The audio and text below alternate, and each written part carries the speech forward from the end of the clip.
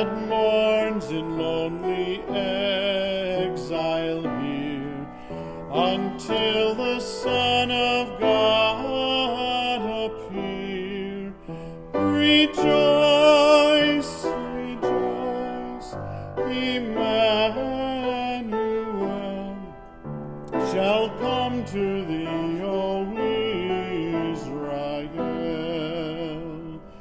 O come, thou dayspring, come and cheer our spirits by thine advent here. Disperse the gloomy clouds of night, and death's dark shadows put to flight. Rejoice, rejoice, Emmanuel shall come to thee, O Israel. Welcome to a cathedral. I'm Father Greg Sakowitz. An elderly woman walked into the local country Catholic church. The friendly usher greeted her at the door and helped her up the flight of steps. Where would you like to sit? The kindly usher asked her. The front row, please, she said. The usher said, you really don't want the front row. The pastor is really, really, really boring. The woman says, do you happen to know who I am? No, said the usher. I'm the pastor's mother, she said. The usher said, do you know who I am? No, she said. Good, he answered. Special thank you to Mark Teresi and David Jonas. Wonderful job again all these weeks. Beautiful singing, beautiful piano playing. So Mark and David, thank you, thank you. Special thanks again to Father Mark, producer Smolka, who does a magnificent job week in and week out with all the videography, the taping, for all he does at Cathedral and beyond. So Father Mark, who's there behind the camera, thank you very, very much. And I've always enjoyed placing my hand on the head of a child as he or she comes up for communion, too young to receive communion. So either the mother or father walks up with the child, an arm, put my hand on their head. Now since COVID-19, I do a blessing, but until COVID-19, I always place my hand on the head of a child, walking up, too young for communion, or being carried up, hand on the head. So my very first assignment, Church of the Holy Spirit in Schaumburg, same thing, put my hand on the head for a blessing. One day after Mass, a little boy, 6 years old, who'd always come up, I put my hand on his head for a blessing. He said, Mom, how come every time I come up with you for communion, why does Father Greg measure me?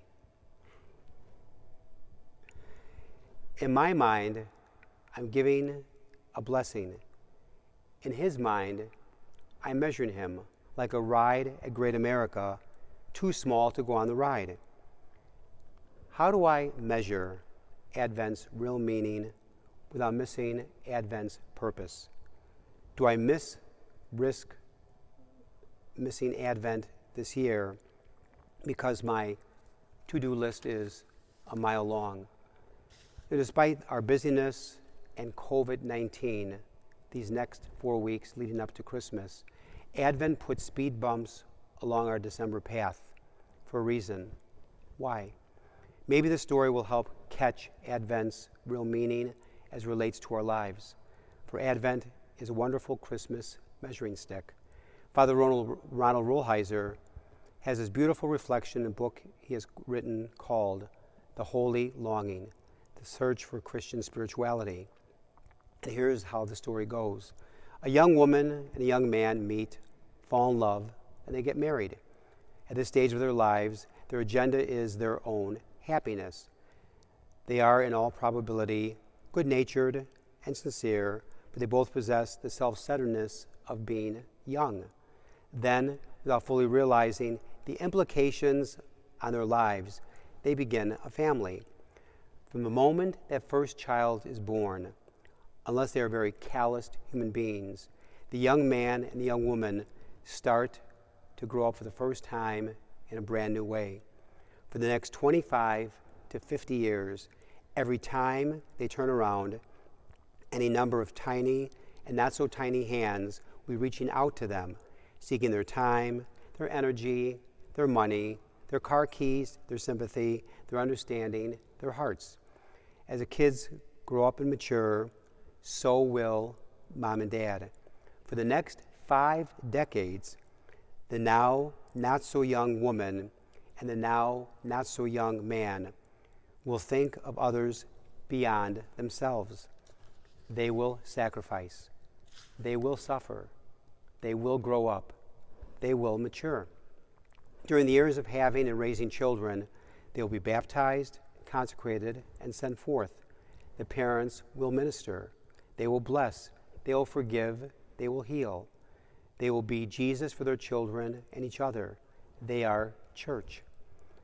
As I was reading this wonderful, profound reflection, I was thinking of a little saying which I have heard, which contains this great truth. It goes this way: children make adults out of their parents. Children make adults out of their parents. It is indeed true that raising children and all the other sacrifices parents will make, all other loves they are willing to sacrifice for, call out the very best in us and do indeed bring us to a deeper level of maturity and loving and kindness, forgiving. The Advent season also seeks to call out the very best in us and bring us to a deeper understanding of Christmas's real meaning beyond the hectic pace of gifts to be bought, cars to be mailed, trees to be put up, at the same time all of us trying to cope with COVID-19, which as of this taping, things are getting worse. They're not getting better. So the stress and anxiety in people's lives, we're all on edge. So please be nice to yourself. Advent is a special time, but the fruits of the season will not magically bloom in us. They will only make a difference in our lives if we prepare for God to come to us in unexpected ways. Listen to this wonderful story. A young man was getting ready to graduate from college. For many months he admired a beautiful sports car in a dealer's showroom. And knowing that his father could well afford this very expensive sports car, he told him that's all he wanted for graduation. Dad, I want this brand new sports car for graduation. As graduation day approached for this young man from college, the young man awaited signs that his father had purchased the sports car. Finally, on the morning of his college graduation, his father called his son into his private study. His father told him just how much he loved him and how proud he was of him, and told him, "You're the best gift in my life, you, my son." He handed his son a beautifully wrapped gift box. Curious, but now somewhat disappointed, the young man opened the box and found a beautiful leather-bound Bible with the young man's name embossed in gold. Angry, the young man raised his voice to his father and said, "With all the money you have, all you could give me for graduation day is this Bible?" And he stormed out of the house, slamming the Bible on his father's desk.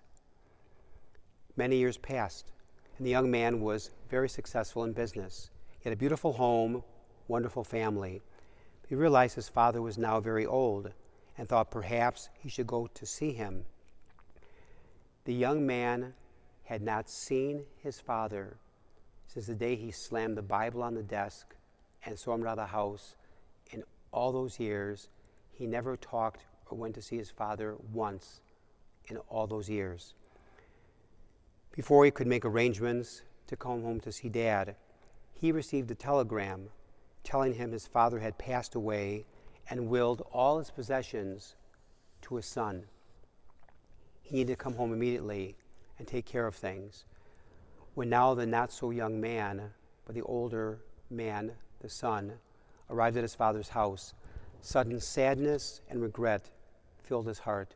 He began to search through his father's important papers, and he saw the still new Bible, just as he had left it, slammed on his desk, not even touched or moved in all those years. With tears, he opened the Bible and began turning the pages. Suddenly, from the back of the Bible, a car key dropped to the floor. It had a tag with the dealer's name, the same dealer who had the sports car he had desired many years ago. On the tag was the date of the graduation and the words, "Paid in full."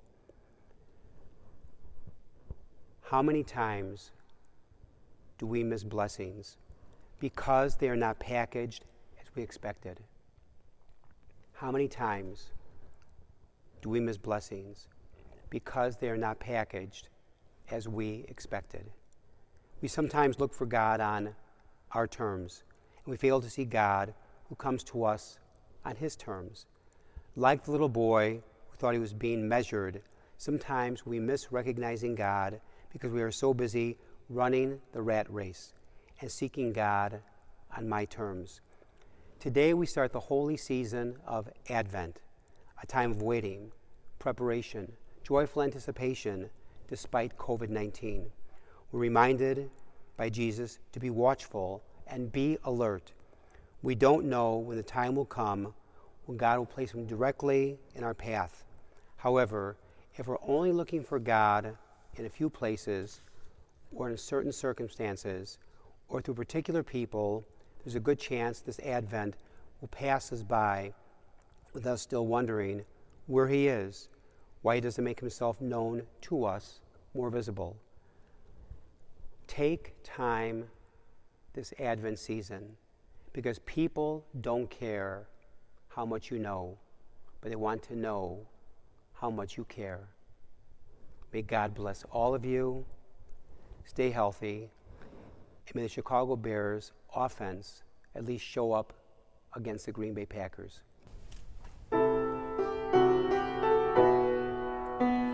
Console my people, the ones dear to me.